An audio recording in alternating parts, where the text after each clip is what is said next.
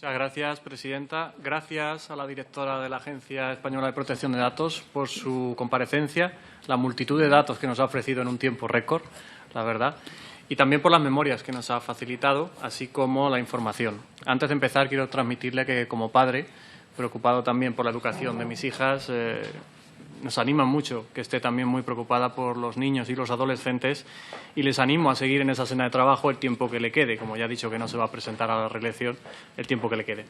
Recogemos también el guante que nos ha lanzado con respecto al Pacto de Estado de Convivencia propuesto. Creemos que es una gran idea, sobre todo en el ámbito tecnológico. Empiezo por lo general. La Ley Orgánica de Protección de Datos de carácter personal, aprobada a finales de 2018, tuvo como finalidad, primero, adaptar nuestro ordenamiento jurídico al Reglamento 2016/679 del Parlamento Europeo y el Consejo y, como segundo objetivo, reforzar el ejercicio del derecho fundamental de las personas físicas a la protección de datos. Pues bien, desde esa perspectiva nos gustaría preguntarle, ¿considera que esa ley orgánica realmente ha fortalecido el ejercicio de este derecho fundamental? Es una adaptación de normativa, como lo es del reglamento. Y como fue una transposición de este reglamento, siempre hay un lugar a la interpretación. Pues bien, la posibilidad de interpretar a veces se traduce en modificaciones que pueden hasta desnaturalizar la norma inicial. Por eso le pregunto, ¿ha observado usted algún aspecto que, constando en el reglamento europeo, no conste en nuestra ley orgánica o a la inversa? En definitiva, si considera que la ley es respetuosa con la esencia del propio reglamento.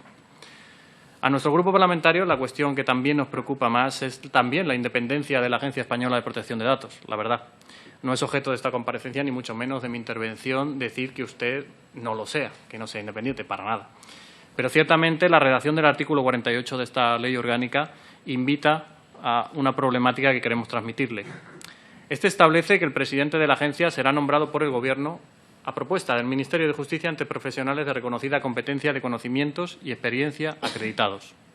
Conceptualmente, ¿le parece adecuado que el presidente sea nombrado de manera discrecional por el Gobierno?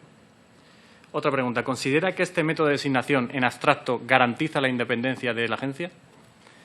¿Usted hubiera preferido un sistema de concurrencia diferente, público, concurrencia pública? A estos efectos nos gustaría recordar que el artículo 52 del Reglamento de la Unión Europea exige que la autoridad de control actúe con total independencia en el desempeño de sus funciones y en el ejercicio de sus poderes. Le pregunto de nuevo, ¿considera que cualquier futuro presidente, ya que usted no lo va a ser, de la Agencia Española de Protección de Datos puede ser totalmente independiente y ajeno a toda influencia externa si es nombrado por el Gobierno? En relación con las anteriores cuestiones, nos llamó también la atención la incorporación definitiva a la ley orgánica de algo que no estaba previsto, el Consejo Consultivo. Pues bien, consideramos que la regulación de este Consejo Consultivo es, como mínimo, mejorable. Mejorable primero por la composición variopinta del mismo, porque un diputado, un senador, expertos en protección de datos, un representante del Consejo General del Poder Judicial, un representante de la Administración General, de la Administración local, etcétera. Y después por la remisión a la regulación parlamentaria de su régimen, competencias y funcionamiento. La pregunta es obligada. ¿Cree necesario que exista este Consejo Consultivo? ¿Le parece adecuado el listado que establece el artículo 49 de su composición? ¿O tiene prevista o cree que es mejor un listado o una composición diferente? ¿No le parecería oportuno que la Ley Orgánica de Protección de Datos regulara las bases jurídicas del Consejo? Las bases jurídicas del Consejo. También me gustaría preguntarle sobre, sé que van a ser muchas preguntas y sé que quizá no tenga tiempo para responder a todas, pero no se preocupe porque si se nos queda alguna en el tintero se las recuerdo después. Sobre los sistemas de información crediticia. Se establece que se presumirá lícito el tratamiento de datos personales relativos al incumplimiento de obligaciones dinerarias, financieras o de crédito. Consideramos, sin embargo, que hemos perdido una oportunidad de oro para regular los ficheros positivos de solvencia, en línea con la regulación que ya existe en otros países. ¿Usted consideraría positivo para los consumidores que las empresas, especialmente las entidades financieras, pudieran compartir esos datos positivos de solvencia? ¿No cree que podía fomentar la concesión de crédito responsable y evitar el sobreendeudamiento de los consumidores?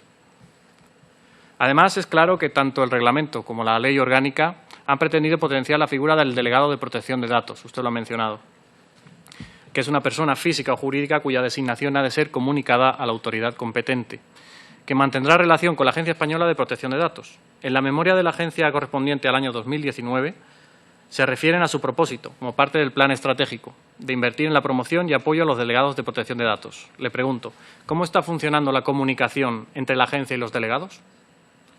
¿La información de los mismos está resultando provechosa?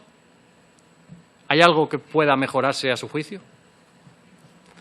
Por último, no quiero ser muy extenso porque sé que le planteo muchísimas preguntas. Me gustaría saber si la agencia tiene un plan definido para la implementación general y a lo largo del tiempo del teletrabajo. Ya nos ha dicho que sí, que lo ha hecho y que prácticamente al 100%, y de hecho nos alegra mucho porque no han tenido ni un contagio, por lo que nos ha comentado. A raíz de la crisis ocasionada por el COVID-19, y nos ha mencionado también la digitalización progresiva de la agencia. ¿Nos podría ahondar un poquito más en qué sistemas concretos? Y con respecto a los expedientes que ha mencionado, ¿hay alguno que apunte ser susceptible de sanción? Nos ha dicho que la mayoría podrán ser previsiblemente archivados, pero si hay alguno que tenga más pinta de ser con una conducta sancionable. ¿Han resuelto con sanción durante la pandemia algún procedimiento por comportamiento contrario a la Ley de Protección de Datos?